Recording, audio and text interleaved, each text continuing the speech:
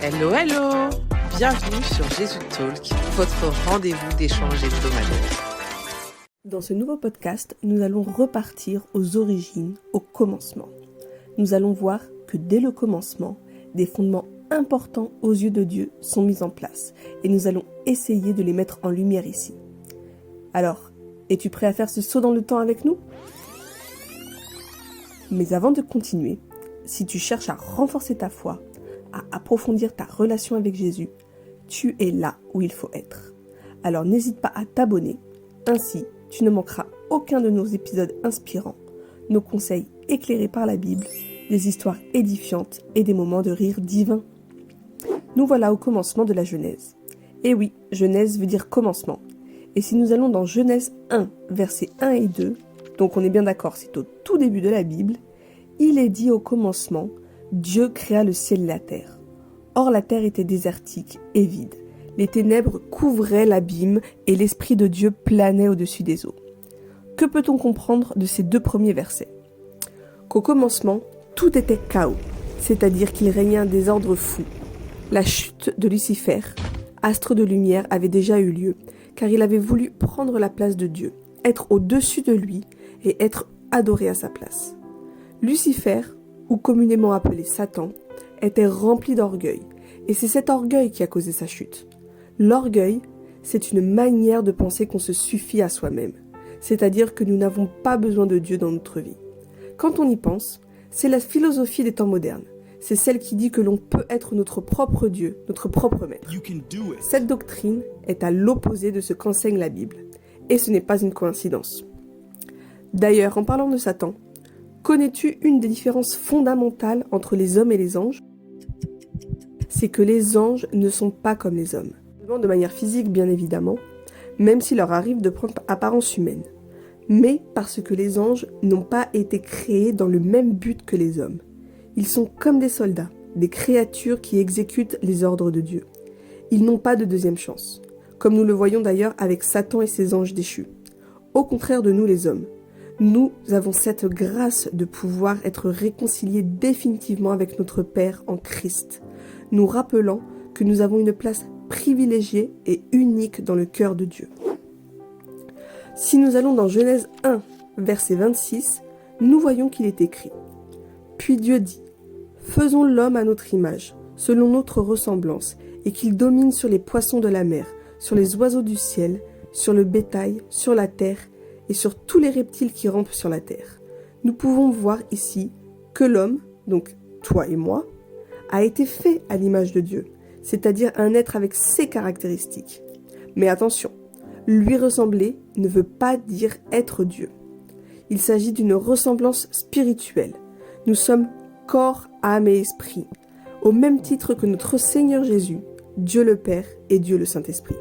Ils sont chacun une personne qui forme un tout, Dieu. Et quand nous acceptons Jésus et que nous le reconnaissons comme notre Seigneur et Sauveur, alors nous sommes de nouvelles créatures en Christ et nous pouvons porter ces fruits de l'Esprit en nous. Mais la nuance est là. Dieu, lui, est ces fruits. Nous, en tant qu'êtres humains, nous avons la capacité de les avoir si nous acceptons de laisser régner Dieu dans notre cœur. Les fruits de l'Esprit sont cités dans Galates 5, versets 22 et 23. Les connais-tu ? Bon allez, je te les cite. Il s'agit de l'amour, la joie, la paix, la patience, l'amabilité, la bonté, la fidélité, la douceur et la maîtrise de soi. Être à l'image de Dieu, c'est également aimer les autres. C'est d'ailleurs l'un des commandements les plus importants rappelés par notre Seigneur Jésus dans Marc 12, verset 31. Nous devons donc chercher à avoir le cœur de Dieu, comme l'a dit Jésus dans Luc 6, verset 40. Un disciple accompli est comme son maître. Mais nous ne sommes pas Jésus pour autant. Comme il le rappelle dans Jean 15, verset 5, « Je suis le cep, vous êtes les sarments. Celui qui demeure en moi et en qui je demeure porte beaucoup de fruits, car sans moi, vous ne pouvez rien faire. » Comme nous l'avons déjà évoqué, la Bible nous dit qui nous sommes. Nous sommes la lumière du monde. Cette lumière doit briller en nous et autour de nous. Il s'agit du Saint-Esprit. Et nous avons tous besoin du Saint-Esprit en nous. Tout au long de la Bible, nous voyons les possibilités infini que l'homme peut avoir à partir du moment où il marche avec Dieu, mais également le rappel que cela est rendu possible qu'avec Dieu dans notre vie. Cela doit être vu comme un avertissement de faire attention à notre cœur et de le préserver de tout orgueil afin de ne pas croire que nous pourrions usurper la place de Dieu comme l'a voulu Satan. Pour continuer à comprendre la création des hommes, dans Genèse 2, verset 7, nous voyons que Dieu a créé les hommes de la terre, alors que toutes ces autres créations ont été faites par sa parole. Comprends-tu pourquoi ? Car l'homme est limité. Dieu savait déjà que l'homme allait chuter. Et oui, Dieu sait tout. Nous retrouvons d'ailleurs ce symbole de la terre dans Jean 9, verset 6, avec la guérison de l'aveugle par Jésus à l'aide de la terre. Voilà également pourquoi Dieu ne révèle pas tout à l'homme. Déjà parce que nous ne sommes pas Dieu et que les choses cachées sont à l'Éternel, comme il est dit dans Deutéronome 29, verset 29, mais également parce que nous sommes limités et que tout nous révéler pourrait causer notre propre chute. Et oui, Dieu nous protège vraiment de tout, même de nous-mêmes. Toujours dans le verset 7 de Genèse 2, nous voyons que Dieu a soufflé dans les narines d'Adam pour lui donner la vie. Mais comprenons-nous ce que ce souffle ? C'est le Saint-Esprit. Il a soufflé le Saint-Esprit en chacun d'entre nous. Voilà pourquoi chaque âme a cette notion d'éternité en elle. Chaque âme sur terre crie à Dieu, mais parfois la chair ou le monde dans lequel nous vivons étouffe cela. Adam, donc le premier homme jamais créé, avait une femme, Ève, qui signifie la vie.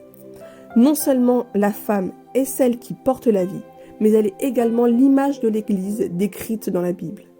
L'épouse qui sera glorieuse devant Dieu. Voilà pourquoi la femme a une place toute particulière dans la Bible et qu'elle est aimée de notre Seigneur. Voilà pourquoi dans la parole, il est également décrit l'importance d'être une femme de sagesse, avec le discernement de l'esprit. Tous ces conseils se retrouvent principalement dans le livre des Proverbes.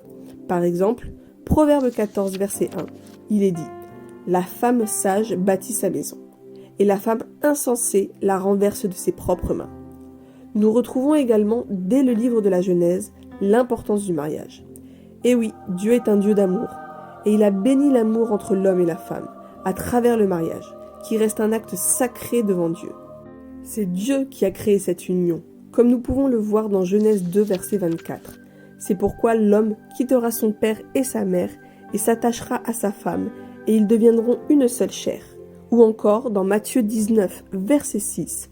Ainsi, ils ne sont plus deux, mais ils sont une seule chair, que l'homme donc ne sépare pas ce que Dieu a joint. Il est important que Dieu soit au centre de cette alliance. Il est primordial de prier pour son mariage, avant et durant le mariage, tout au long de notre vie. N'oublions pas ce verset dans 1 Thessaloniciens 5, verset 17, qui dit « Priez sans cesse ». Comprenons bien qu'il est impossible de prier 24 heures sur 24, 7 jours sur 7 sans s'arrêter. Mais il faut prier pour absolument tout, car Dieu doit être au centre de tout. Voilà la signification de ce verset. Nous devons demander l'aide de Dieu, afin de ne pas chuter, afin d'être comme lui veut que nous soyons, et pour qu'il continue de nous façonner de manière individuelle, dans le couple et au sein de la famille. Souviens-toi que Dieu aime les cœurs repentants, les cœurs qui ont la volonté de lui plaire, de renoncer à eux-mêmes. Dieu veut et va nous apprendre l'humilité, car il s'est lui-même humilié en se faisant homme en Christ, en souffrant et en mourant en homme. Il a fait tout cela par pur amour pour nous, car lui est amour. L'amour est l'élément le plus puissant du monde. Il supporte tout, il accomplit tout, comme il est dit dans 1 Corinthiens 13, versets 4 à 7, qu'on t'invite à lire. N'oublie jamais que tout ce que Dieu dit, il va le faire, car il ne ment jamais. Il n'abandonne aucun de ses enfants. Il faut lui faire confiance et tout lui donner. Alors même si cela est dur, et cela peut paraître parfois contre nature, arrête de vouloir tout calculer. Dieu seul sait tout et voit tout. Ses projets sont nettement supérieurs aux tiens, aux nôtres, et comme il est dit dans Jérémie 29, verset 11, « Car je connais les projets que j'ai formés sur vous, dit l'Éternel, projets de paix et non de malheur, afin de vous donner un avenir et de l'espérance. » Enfin, n'oublie pas que son temps à lui est parfait. La faveur de Dieu est sur nous, alors il est temps de le proclamer. Il est temps de prendre position, de se servir de nos bouches pour nous bénir et bénir les autres et de tenir tête à l'ennemi. Nous n'avons rien à craindre car Dieu est avec nous.